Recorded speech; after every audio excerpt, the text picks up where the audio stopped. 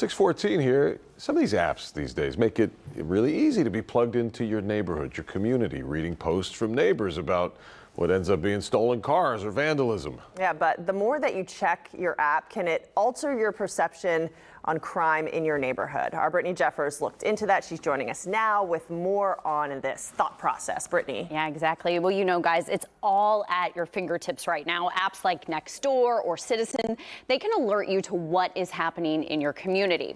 But a recent study from the University of Houston reveals that higher usage of neighborhood apps can actually correlate with a higher perception of crime.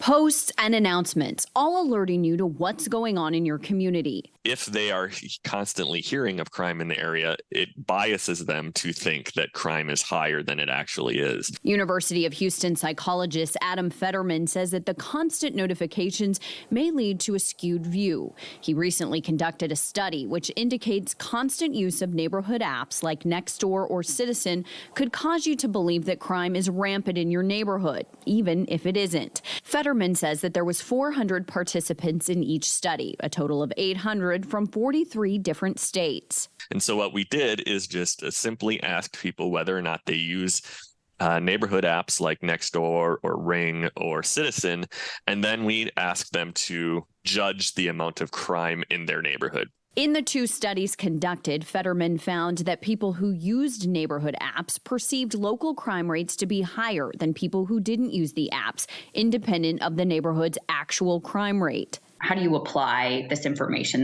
that you all were able to obtain to usage? Yeah, so a good way to think about it is just to be aware that this can have a biasing effect. Some are skeptical of the findings. The people who are posting on Nextdoor are posting about what happened to them or their family members.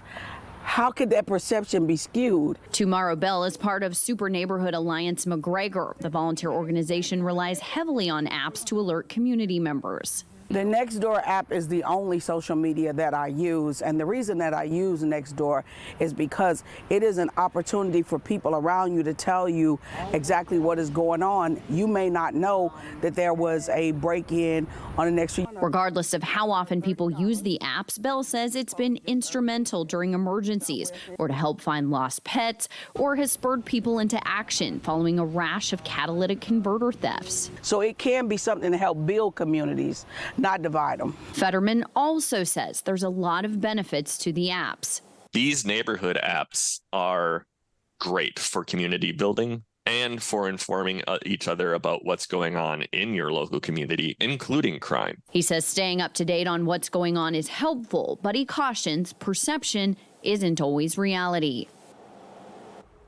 Now, Fetterman also says that there's more extensive research that could be done on this topic. He says it's important that other researchers could potentially follow up looking at different demographic differences. And you still got to be safe. Just because it's a neighborhood app, you still got to use your same safety sensors that you would with a social media platform. Watch out for scam artists, et cetera, et cetera. Yeah. Well, I could see it all in.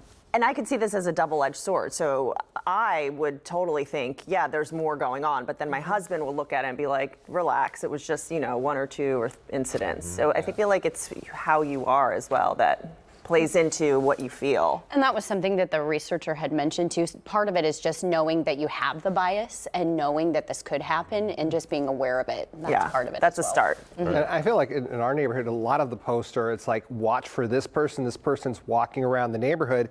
And you realize, like, for example, yesterday, there's a guy who was trying to sell solar panels to me.